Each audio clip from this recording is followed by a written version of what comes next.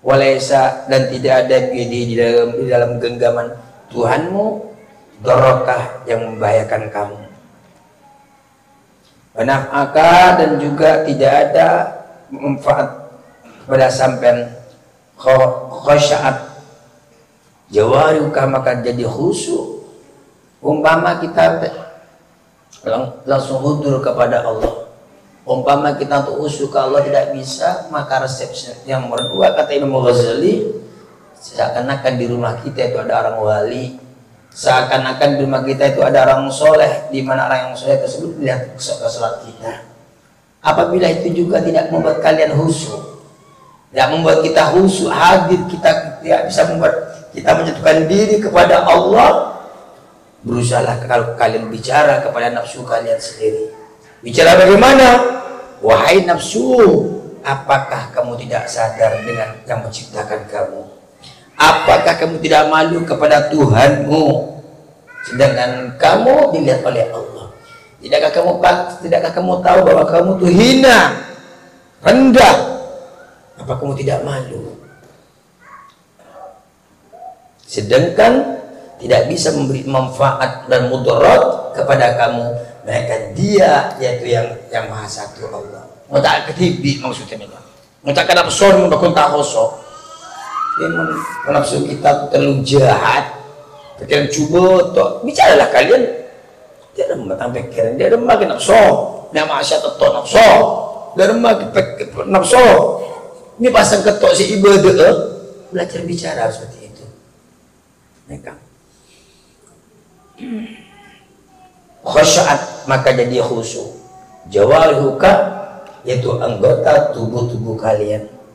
Khasyaat, maka jadi khusyuk. Jawarihuka, karena banyaknya anggota sampean. Wahasunat, dan jadi bagus, jadi baik. Sholatuka, yaitu sholatnya sampean. Khosolatuka, mana sholat sampean. Ada terus kalau kamu udah bicara kepada diri kamu sendiri, merotes sama nafsu kamu, maka insya Allah bisa jadi baik, bisa jadi nyatu, bisa jadi khusyuk kepada Allah Subhanahu wa ta'ala sholat kita. Thumma innaka ta'lamina annahu muttari'un. Setelah itu, innaka, sungguhnya kamu, sampian ta'lamina, yaitu tahu, sampian an-nafsu, innaka, sungguhnya kamu nafsu, ta'lamina, apa kamu tidak tahu nafsu? Kamu kan tahu, nah harus bicara TV, kamu tak TV. Innaka, sungguhnya sampian nafsu, ta'lamina, itu tahu sampian nafsu. Annahu, sungguhnya Allah, muttali'un, yaitu adat yang maha melihat. Ala kata sampian, kamu tidak tahu nafsu. Kamu kan tahu bahwa Allah tuh melihat kamu, kok kamu tuh mesti tidak khusyuk, kamu masih ngelantur sholat kamu. Menasihatin diri kita sendiri, marah kepada diri kita sendiri, kepada nafsu yang kita miliki. Karena khusyuk dan tidaknya tergantung bagaimana nafsu yang kita miliki.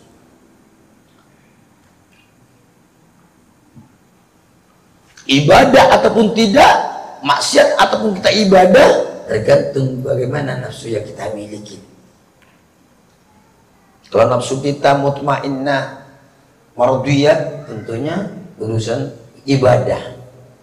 Tapi kalau nafsu kita ammarah atau nafsu kita lawwamah, maka cenderung ke maksiat, jauh kepada Allah Subhanahu wa ta'ala. Karena nafsu itu ada nafsu ammarah, ada nafsu lawwamah. Ini jurusan kiri-kiri terus ini. Urusan durhaka kepada Allah. Ada nafsu mutmainnah, tenang, sholatnya tenang, baca-bacaan tenang, pikirannya tenang, jurusan ketuhanan, jurusan ke kanan. Dan juga ada nafsu juga mardiyah, ini jurusan kebaikan semua.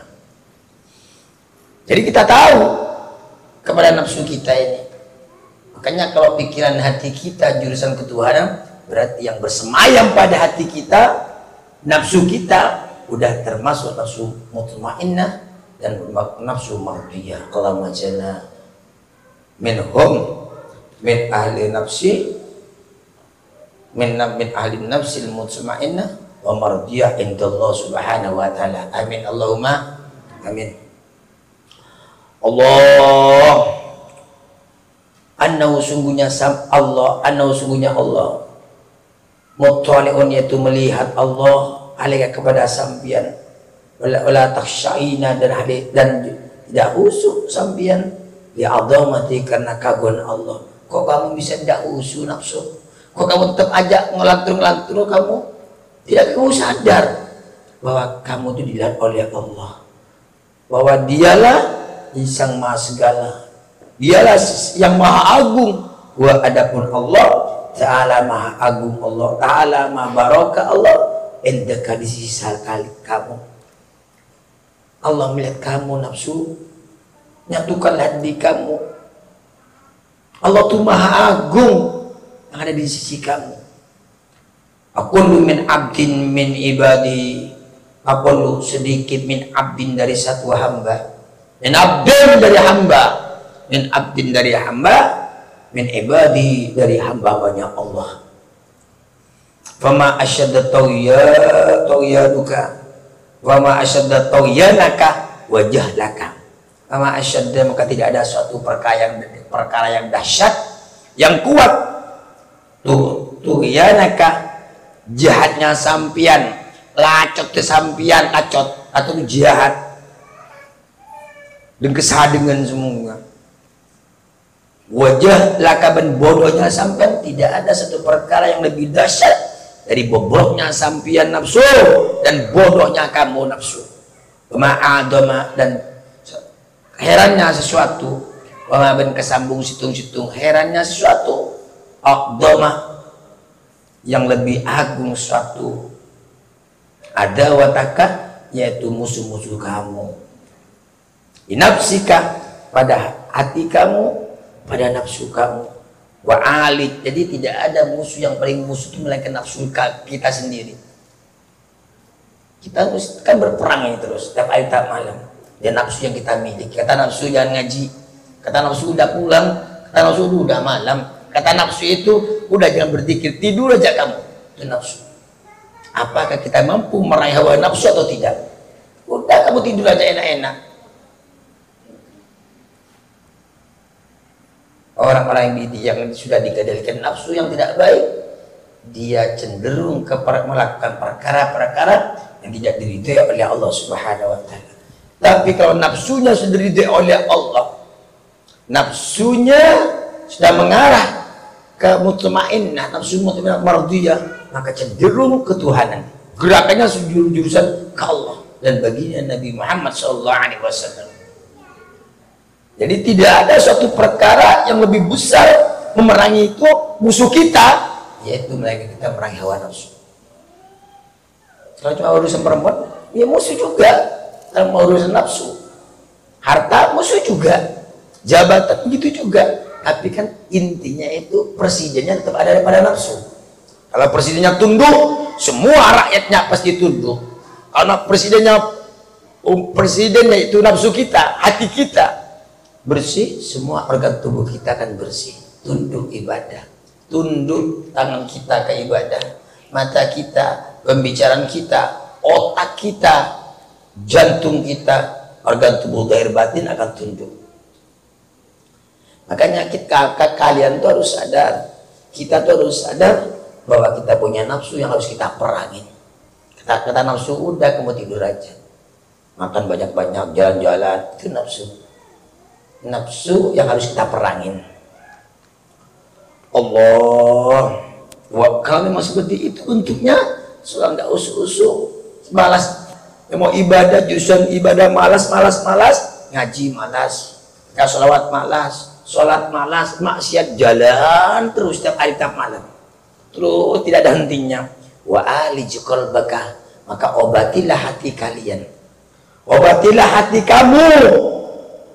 Kata Imam Ghazali, bihadil hiyali, dengan bentuk cara. Hiyal itu kerenaan, cara. Gimana caranya? Nyak istighfar itu salah satu cara. Nyak sholat malam salah satu cara. Banyak-banyak baca Al-Quran itu salah satu cara. Orang kalau banyak makannya itu enggak bakalan kuat deh ibadahnya. Kalau makanan yang jadi patokan, enggak bakalan. Berarti dia sudah bermain sudah bercinta dengan nafsunya sendiri, nafsu yang jahat-jahat, dia ladanin. Wa alij, dan obatilah qalbaka, hati kamu, kata Imam Ghazali, bihadil hiyali, dengan cara-cara.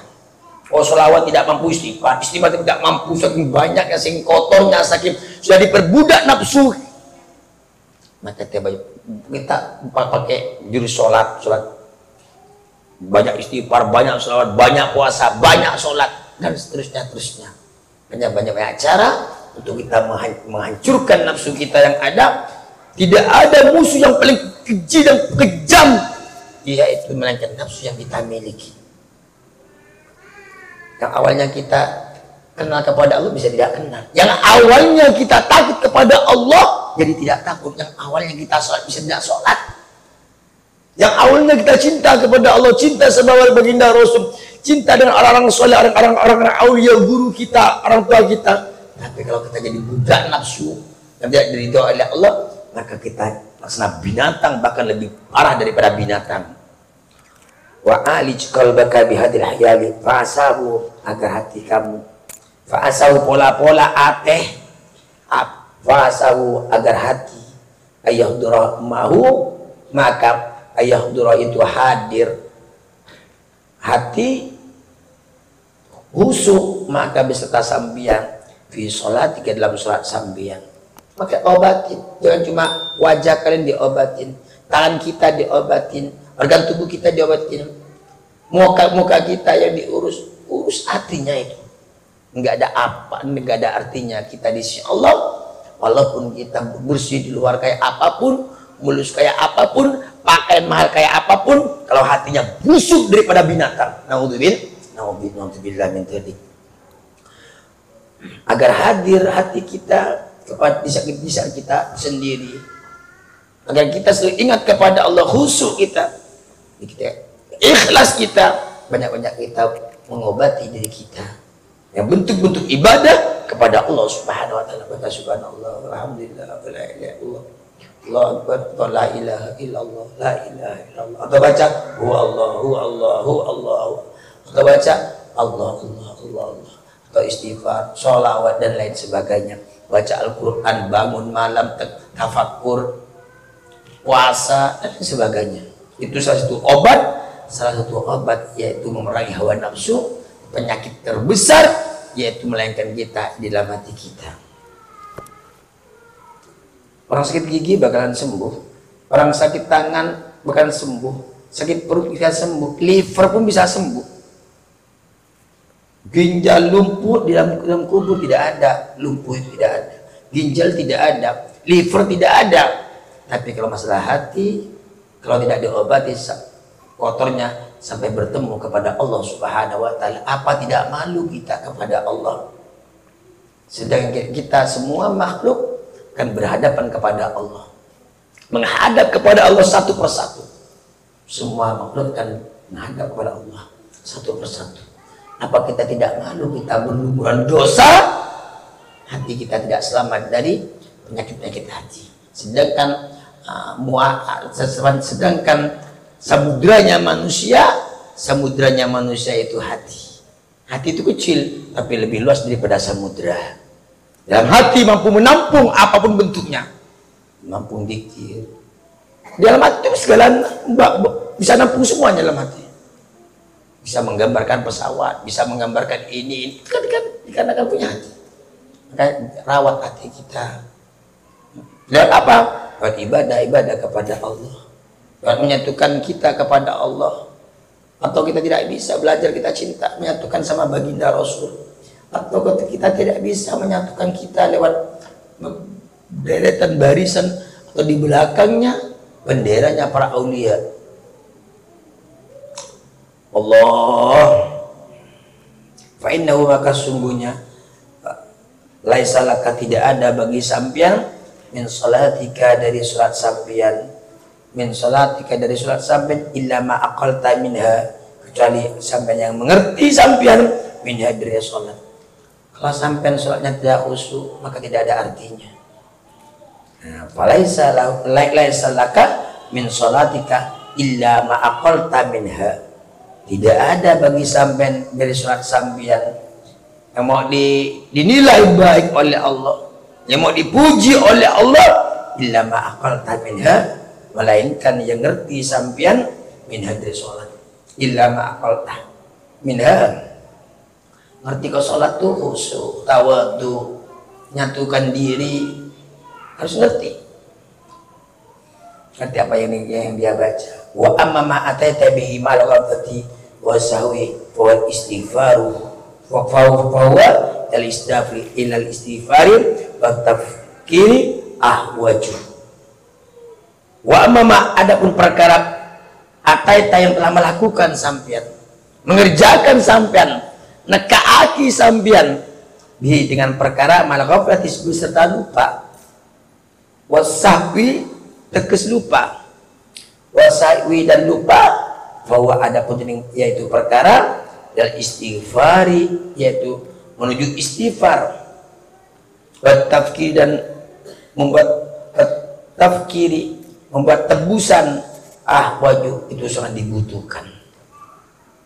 Kalau seumpama sampai lupa, maka memperbanyaklah kita tersebut istighfar kepada Allah Subhanahu wa ta'ala. Istighfar mampu menggugahkan, merontokkan, mampu menggugahkan ibadah kita semakin semangat kepada Allah. Istighfar itu bisa merontokkan kotoran-kotoran, dosa-dosa yang ada dalam pikiran kita, yang ada sama organ tubuh kita, zahir ataupun batin. Di saat rontok, maka bangkitlah kejiwaan kita ya untuk ibadah kepada Allah. Bangkitlah perjuangan kita untuk andil ke barisan para wali pejuang-pejuang dan sampai kepada kajian Nabi Muhammad sallallahu alaihi wasallam. Makanya banyak istighfar. Wallahu a'lam bishawab.